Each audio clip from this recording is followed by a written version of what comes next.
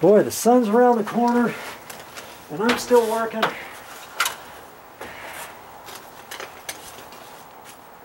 We're going to try this and see what happens now.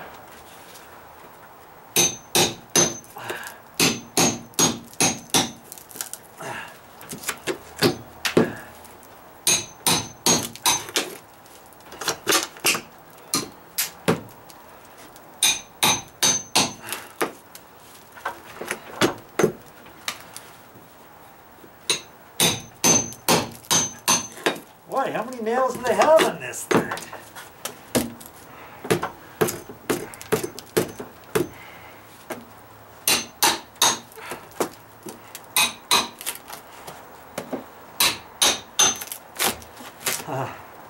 Got my ladder right in the way.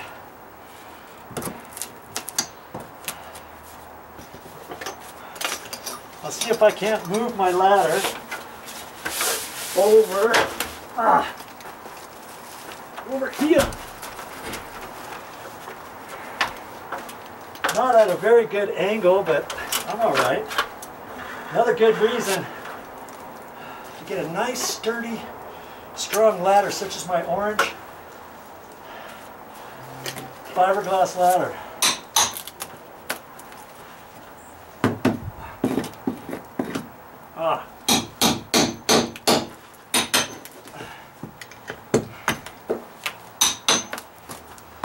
Boy, where's that last? Okay, I don't see anything. Let's just see if it'll snap off.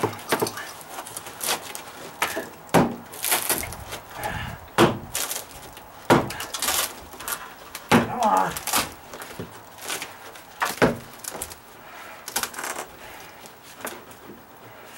See, if I pry too much that way, it might loosen up all the stucco everywhere. That's the last thing I want.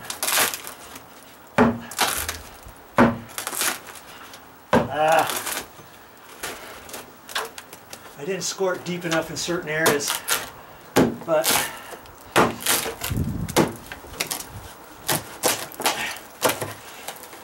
I was having, you could see the difficulty with using the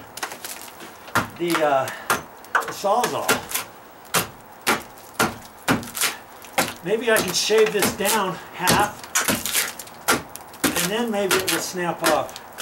This is coming off because it's a little bit wet, not too bad.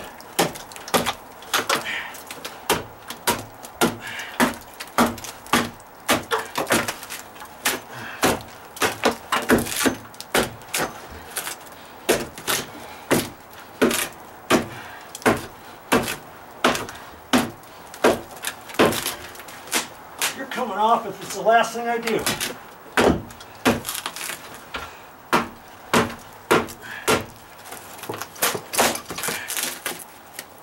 There you go.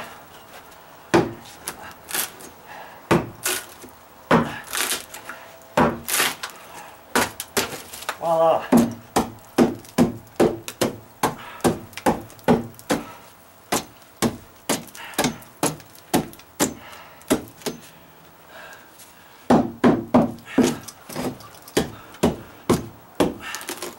Another reason why I cut this down to 6 inches, in case my plywood is lifted up just a hair.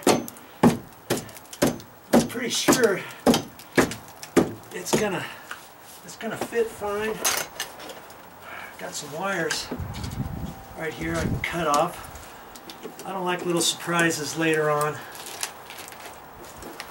Kidding me or what have you.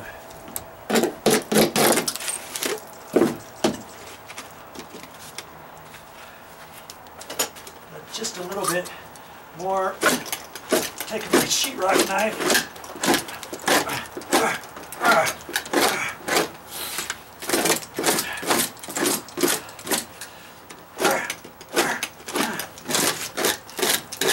Okay, that looks pretty bueno.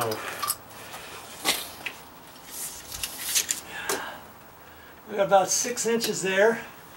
6, right out 6, 6 1/8, 6, 6 1/8 to the bottom, or the top of this and the bottom of the actual plywood. So I know I got plenty of room for my 2x6 now. Okay, there's one more thing I need to check, and I want you to check with me before I call it a day. Might be important. Whew, glad I'm almost done. Now see, where I was telling you I thought this was a 2x12 or 2x10 or something like that. When I first looked at it, it was hard to tell. It looks like it's plywood based, and it's probably one of those OSB TJIs, maybe on edge, or they might have some blocks for it, because see, right here there was some string in it. See that? And it went across, and I had to cut it out, and I could see it had layers. It's got layers of plywood in there. Okay, and I had to actually dig this part out because it was right here at the corner, and that had a little bit of dryrot in there, and it came out pretty easy. And see, now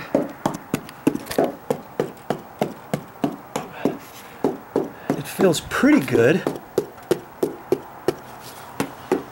I'm not replacing that, by the way, but the question I was having was, do I have to try to cut this out, because it probably stops right in here.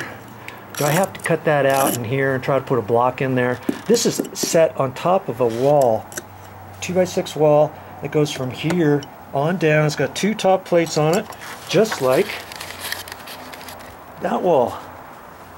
See, those are 2 2x6s flat, and the walls studs are every 16 inches, and that's what we have over here. The TJIs go boom, boom, boom across, all the way across over that way, and this is their side ledger, but it looks to be more than 3/4. I thought it might be just 3/4 of an inch thick, and I can't go any further than that. I've already dug out maybe 3/8, at least 3/8 of an inch, and so I am making the decision that this board is okay. It's not spanning anything, it's on top of a wall. All right, and so when I nail that other 2x6 flatways up there, this is all discoloration. It's okay. It's okay.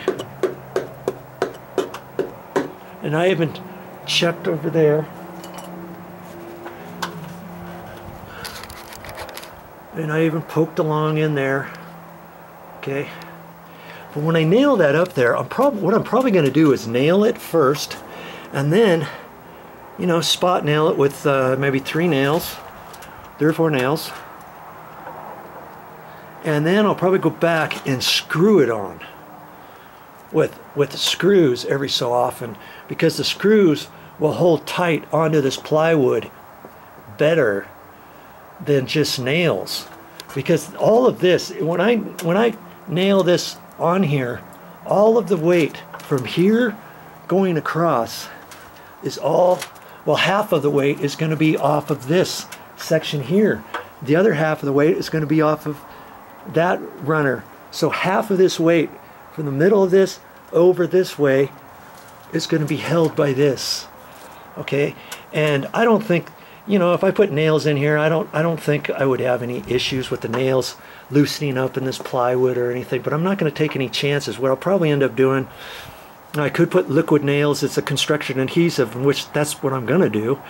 I'll put that on the back of the 2x6, or spooge it on here, boop, boop, boop, boop, boop, boop, and then put the 2x6 up there. When I nail that, I could nail that with 6 nails, and that thing will be so strong.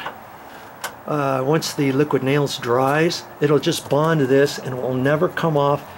This plywood would have to rip off before that gets loose. I'm going to use liquid nails, but I'm also going to use some screws.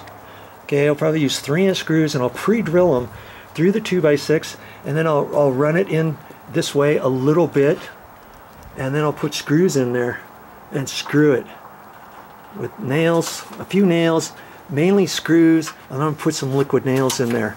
And then from here, this is, you know, once I have the liquid nails in there, that's going to bond, and it's just going to bypass this. I mean, I could put something in there as a filler, but whatever for. It's not really beneficial for anything. I mean, I could put some Fix-All in there, or some rock hard wood putty, or rock hard putty. It's called Durham's Rock Hard. That stuff works so good for interior stuff. This is exterior, but it's underneath the deck, so I could pack that with rock hard material and let that dry first, which maybe I will. And then I'll get ready to attach this. So I just wanted to show you, and I'm kind of glad it was a little dry rotted, only so that I could tell that, oh man, this is in fact plywood. Because see right here, it doesn't look like plywood, does it? It just looked like the side of a 2x6. Okay. There's some writing, but I can't see all the writing. It says Boise, Cascade, White City, upside down, and then the other writing's over here. But I just wanted to share that with you. Okay, that's all I got for today. Hope you learned something. That's all I got for this time. But I'll be back with even more videos.